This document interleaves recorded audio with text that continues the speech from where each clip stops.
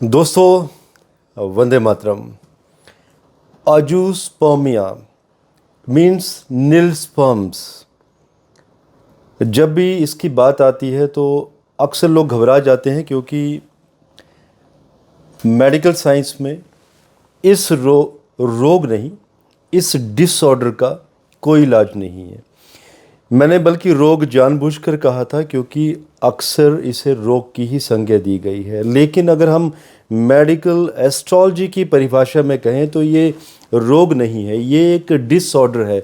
और दोस्तों, बड़ी अजीब बात है कि इस डिसऑर्डर के साथ बहुत बड़ी ईगो भी छुपी हुई है। और कौन सी ईगो? जिसमें कि पुरुष प्रधान समाज को भी इसी रोग के बीच में दिखाया गया है। ये माना कि इस रोग का, अगेन देखिए, मैं क्या कर रहा हूँ, मैं भी रोग ही कह रहा हूँ।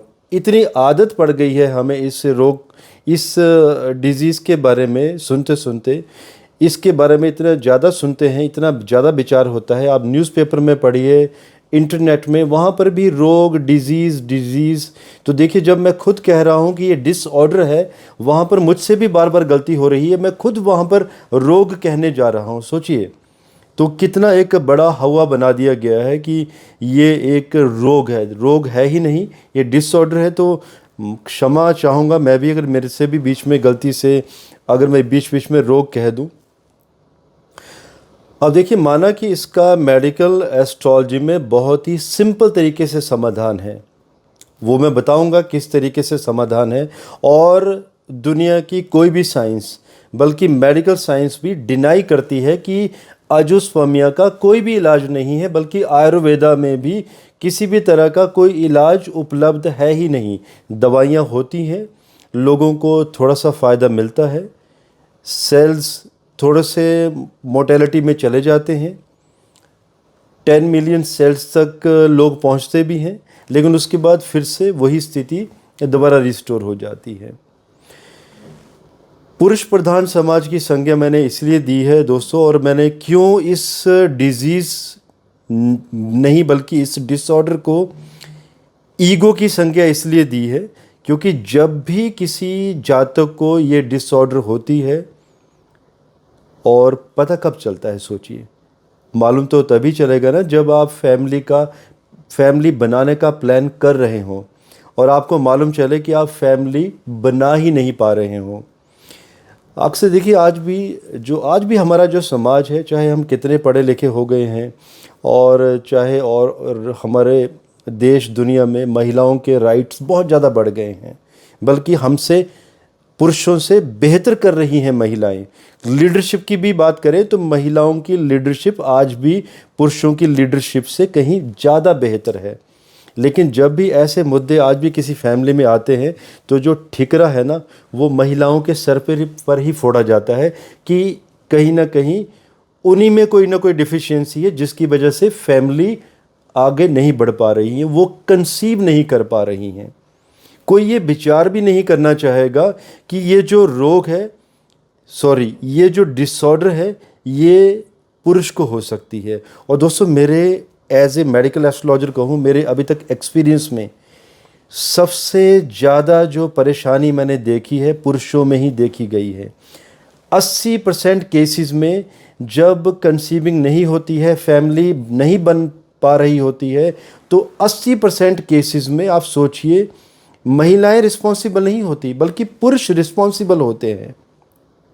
लेकिन सोचिए, 100% केसेस में जब भी ऐसा कोई परेशानी आती है, आप फैमिली नहीं बना पाते हैं, तो सबसे पहले यही कहा जाता है कि घर में जो महिला है, जो फैमिली प्लानिंग करना चाहती है, उसी का ही टेस्ट रिपोर्ट करवाया जाए। सोचिए ये कितना जायज़ है। और अगर उनके टेस्ट रिपोर्ट सही निकलते भी हैं, तो उसके बाद डॉक्टर अक्सर सलाह देते हैं कि अब बारी आती है घर में पुरुष की, अब उन्हें अपना टेस्ट करवाना चाहिए। और सोचिए, मेल ईगो, वो टेस्ट करवाना ही नहीं चाहते। ऐसे बहुत सारे केस हैं जिन्होंने टेस्ट करवाया ही नहीं और अपनी पत्नी को रिस्पॉन्सिबल ठहरा दिया। लेकिन सोचिए, कुछ लोग अच्छे भी हैं, पुरुषों की बात करें, उन्होंने टेस्ट करवाया, लेकिन सोचिए उनका टेस्ट महिला के बाद में होता है और मालूम चलता है कि उन्हें अजोस्पर्मिया डिसऑर्डर है, स्पर्म्स नील हैं। एक ऐसी डिसऑर्डर इसे आप कोई इम्पोर्टेंसी नहीं कह सकते, इसमें आपकी सेक्स लाइफ पर कोई इम्पैक्ट नहीं आता है। सेक्स लाइफ लोगों की बेहतरीन होती है, लेकिन जो शुक्राणु होते हैं जिनसे बच्चे को जन्म दिया जाता है वो डेड होते हैं, निल होते हैं। अगर हम ज्योतिष की भाषा में कहें तो सातवां घर सेक्स लाइफ को दर्शाता है और अष्टम घर कुंडली का जेनेटिकल डिसऑर्डर। आज मैं सिर्फ पुरुषों की ही बात करूंगा। कुंडली में जब अष्टम घर में बुध या शनि की युति हो जाती है, या मान लीजिए सूर्य मेल फिक हो जाता है, मान लीजिए अष्टम घर में पापकारत्री योग बन जाता है। दोस्तों, असंख्य ऐसे कॉम्बिनेशन हैं जब अष्टम घर में वो कॉम्बिनेशन बनते हैं तो ऐसे केसेस में पुरुष नपुंसकता की तरफ चले जाते हैं। इसे अगर हिंदी में कहा जाए, थोड़ा सा सुनने में बेहतर नहीं लगेगा, लेकिन इसे नामर्दगी कहा जाता है, नामर्द होना। लेकिन मेडिकल साइंस में नील स्पर्म्स, अजोस्पर्मिया, नामर्दी का ये मतलब नहीं है कि सेक्स लाइफ में कोई कमी हो, लेकिन इसे नामर्दी कहा जाता है। और अष्टम घर में जो कॉम्बिनेशन बनते हैं जिनकी वजह से इरेक्टाइल डिसफंक्शन एट्सेट्रा, ऐसे भी डिसऑर्डर साथ साथ में चलते रहते हैं। अब आठवां घर, जिसमें कि मरकरी का सबसे बड़ा रोल प्ले है, मरकरी का कंबशन या अष्टमेश का मरकरी के नक्षत्र में चले जाना और मरकरी का नवमांश कुंडली में शनि के घर में चले जाना, शनि के नवमांश में चले जाना और अष्टम घर के ऊपर मेलफिक ग्रहों का प्रभाव होना, विशेषकर शनि देव जी की दृष्टि होना, तो ऐसे केसेस में नील स्पर्म्स के केसेस अक्सर आ ही जाते हैं। देखिए, ये कॉम्बिनेशंस आप लोगों को क्लास 6 में मिल जाएंगे, आप किताबों में जाकर देख सकते हैं। लेकिन क्योंकि मेरा मेडिकल एस्ट्रोलॉजी का एक्सपीरियंस है और मैं 45 वर्ष का हूँ, 8 वर्ष की आयु में मैंने ज्योतिष सीखा था और 12-13 वर्ष की आयु से मैंने काम करना शुरू किया है। मेरे गुरुजी, जो मेरे पिता भी हैं, उनके साथ मैंने मेडिकल एस्ट्रोलॉजी के बहुत सारे केसेस पे काम किया। अगर मैं अजोस्पर्मिया की ही बात करूं तो अभी तक मेरे पास 403 के आसपास केसेस हैं, जिनमें 304 या तो 303 लोग ठीक हो चुके हैं। अब ये 100 लोग ठीक क्यों नहीं हुए, इसकी भी वजह है। लोग अक्सर हमारे पास आते तो हैं, उपाय भी लेते हैं, लेकिन हर एक व्यक्ति उपाय को बेहतरीन तरीके से नहीं करता है। दोस्तों, ये कुछ ऐसे लोग होते हैं जिन्हें ऊपर साक्षात गॉड शिवा या ऊपर की सुप्रीम पावर भी ब्लेसिंग्स दे दें, साक्षात दर्शन दे दें, तो वो सुप्रीम पावर भी उन्हें ठीक नहीं कर सकती। क्योंकि कुछ लोग लापरवाह होते हैं, उन्हें लगता है कि ज्योतिषी के पास आए हैं, कुंडली दिखाई है और कोई मैजिक हो जाएगा। मैजिक नहीं होता। संघर्ष तो आप ही को करना पड़ेगा, उपाय तो आप ही को करने पड़ेंगे। देखिए, अगर मैं कुंडली की भी बात करूं तो कुंडली में ऐसे कॉम्बिनेशन होते हैं कि हम जब बच्चा कोई छोटा है उसकी कुंडली से ही मालूम चल जाता है, प्लैनेटरी कॉम्बिनेशन से, कि जातक को क्या अजोस्पर्मिया तो नहीं है।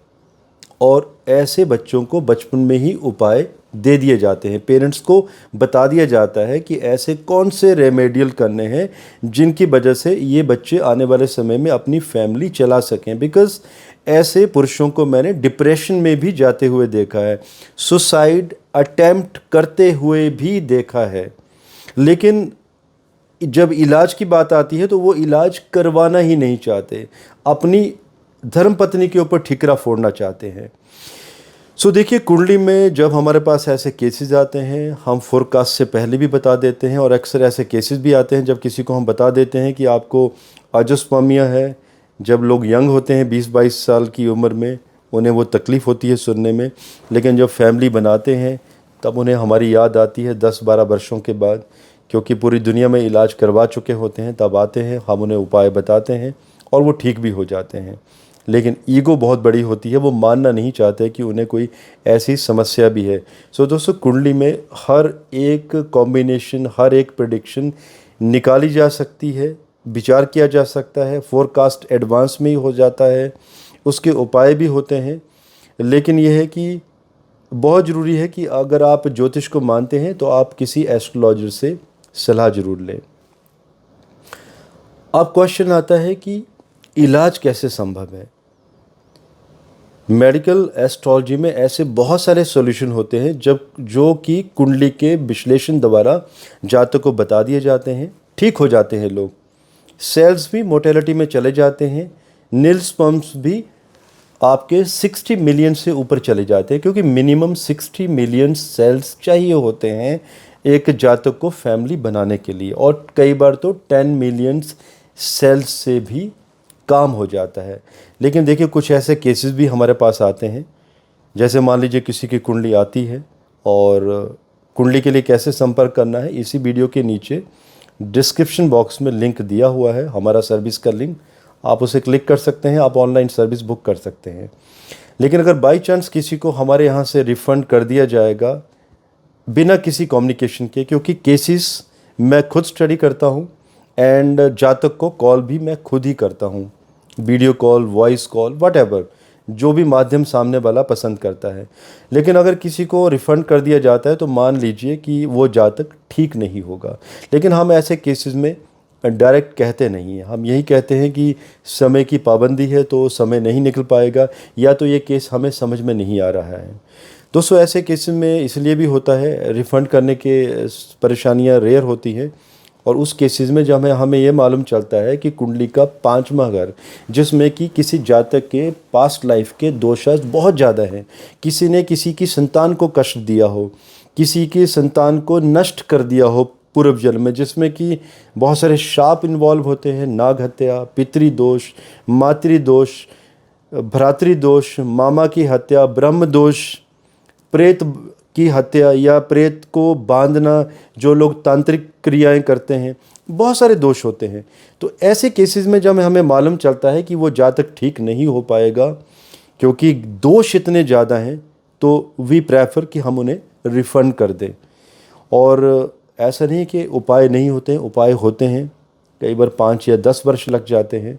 लेकिन देखिए जब भी हमारे पास 10 केसेस आते हैं तो 10 में से 7 या 8 केसेस ऐसे होते हैं जो बिल्कुल ठीक होने की कगार पर होते हैं। 1 या 2 केसेस होते हैं जिन पे हम लोग कंफर्टेबल नहीं होते काम करने में, बिकॉज दोषास इतने ज़्यादा, 5वां घर जो है वो कुंडली में भी हर एक वर्गों में पीड़ित होता है। तो आप सोचिए कि कैसे हम काम करेंगे, उपाय भी कई बार कार्य नहीं करते हैं। सो अंत में मैं एक मैसेज भी देना चाहूँगा उन लोगों को जिनकी ईगो बहुत बड़ी है, आप फैमिली नहीं बना पा रहे हैं, कम से कम इस ईगो से बाहर आइए। इससे पहले कि आप अपनी वाइफ का टेस्ट करवाएं, बेटर है कि आप अपना टेस्ट करवाएं, क्योंकि जब महिलाओं का टेस्ट होता है तो उसमें बहुत सारा लंबा प्रोसेस होता है। लेकिन पुरुषों के टेस्ट में एक छोटा सा आप सैंपल देते हैं अपने स्पर्म्स का, एंड इमीडिएटली आपको within a day report मिल जाती है। और अगर कोई महिलाएं भी ये मेरा वीडियो सुन रही हो तो मैं उनसे ये कहना चाहूँगा कि just say no to IVF, क्योंकि बहुत आसान है कि अगर पुरुष नामर्द है, अजुस्पर्मिया से पीड़ित है, तो अक्सर महिलाएं IVF का सहारा ले लेती हैं। लेकिन आप सोचिए कि कितना पेनफुल प्रोसीजर होता है वो, और वो भी जब उनका कोई कसूर होता ही नहीं है महिलाओं का, तो वो क्यों ऐसे प्रोसीजर में जाएं। बेटर है कि पुरुष अपना इलाज करवा लें। और फिर भी अगर लगता है कि अजोस्पर्मिया का इलाज नहीं हो पाएगा तो भी मैं ये कहना चाहूँगा कि महिलाओं के लिए भी, मैं मेडिकल एस्ट्रोलॉजर हूँ, बहुत वर्षों का एक्सपीरियंस है, मेरे पास केसेस आते हैं ऐसी महिलाओं के भी जो 4 से 5 बार भी IVF जैसे एक बहुत ही पीड़ादायक प्रोसेस से गुजर चुकी हैं, लेकिन वो ठीक नहीं हुई हैं। ठीक मीन्स सेंस कि वो संतान प्राप्ति नहीं हुई है। ऐसे केसेस हमारे पास आते हैं। और नेचुरोपैथी, मेडिकल एस्ट्रोलॉजी और हिमालय से, क्योंकि हमारे बुजुर्गों का बहुत पुराना इतिहास है, हिमालय से हमारी खुद दवाइयाँ हम लोग जड़ी बूटियाँ वहाँ से तोड़ कर लाते हैं हर वर्ष जुलाई और अगस्त के महीने में, और उन्हीं दवाइयों से मेडिसिन तैयार की जाती हैं और लोग 100% ठीक भी होते हैं। तो बेटर है कि आप अपना इलाज करवाएं, IVF में ना जाएं, क्योंकि जब आप IVF में जाएंगे बहुत सारे हार्मोन डिसबैलेंस हो जाएंगे। अचानक मोटापा, आर्थराइटिस, थायराइड का होना तो तय है, एंड बॉडी एसिडिक हो जाती है, स्टमक के रोग, जेनेटिकल डिसऑर्डर वाले रोग, मसल में स्टिफनेस, हड्डियों में वीकनेस, मेंटल पीस का ख़त्म हो जाना, इंसोम्निया, बहुत सारे रोग हैं, बहुत लंबी लिस्ट है जो मैंने अक्सर देखा है कि ऐसी पीड़ाओं से अक्सर महिलाएं गुजरती हैं बाद में। सो बेटर है कि हमें सेंसिटिव होना चाहिए ऐसे केसेस में कि जिस व्यक्ति को परेशानी है वो अपना इलाज करवाए, बल्कि महिलाओं के ऊपर इसका ठिकरा ना फोड़ा जाए। हो सकता है कि मेरी बातें सुनने में थोड़ी सी आपको कड़वी लगें, लेकिन दोस्तों हमें सेंसिटिव होना बहुत ज़रूरी है, क्योंकि हम आज के समय में एक सभ्य समाज में रहते हैं। वेल, आप लोगों के कुछ क्वेश्चंस हो आप ज़रूर पूछ सकते हैं, और किसी को अगर सर्विस चाहिए हो आप इस वीडियो के डिस्क्रिप्शन बॉक्स में चले जाइए, वहाँ पर सर्विस का लिंक दिया हुआ है, आप क्लिक कर सकते हैं एंड आप अपना फॉर्म भर के डिटेल मेंशन करके, और मुझे मालूम है कुछ ऐसे क्वेश्चन भी आप लोगों के आएंगे कि क्या इसके कोई टेस्टिमनी है जो लोग ठीक हो चुके हैं। जी है, आप हमारी वेबसाइट पे चले जाइए, वहाँ पे टेस्टिमनी, वहाँ पे एक टेस्टिमोनियल का एक कैटेगरी है, वहाँ पे कुछ फॉरेनर्स ने 2-3 टेस्टिमोनियल दिए हैं, क्योंकि भारतीय लोग, एशियन लोग टेस्टिमोनियल नहीं देते हैं, क्योंकि उन्हें लगता है कि ये एक ऐसा डिसऑर्डर है, लोग उनके बारे में क्या सोचेंगे। और देखिए, हमारा जो कार्य है यहाँ पर, हम हर एक व्यक्ति की प्राइवेसी मेंटेन करते हैं, किसी का डाटा कभी भी लीक नहीं किया जाता है। अगर आप फॉर्म भर के डिटेल आपकी हमारे सिस्टम पे भी आती है, वहाँ पे फायरवॉल की प्रोटेक्शन लगी है जो मैं खुद कंट्रोल करता हूँ, because I am a IT professional. तो आपका डाटा कहीं पर भी गायब नहीं होगा। हमारे टीम के किसी भी सदस्य के द्वारा आपके डाटा के साथ कोई छेड़खानी नहीं की जाएगी। दोस्तों, आज के लिए मुझे इजाज़त दीजिए। कोई क्वेश्चंस होंगे आप ज़रूर पूछ सकते हैं। धन्यवाद। भारत माता की जय। जय हिंद।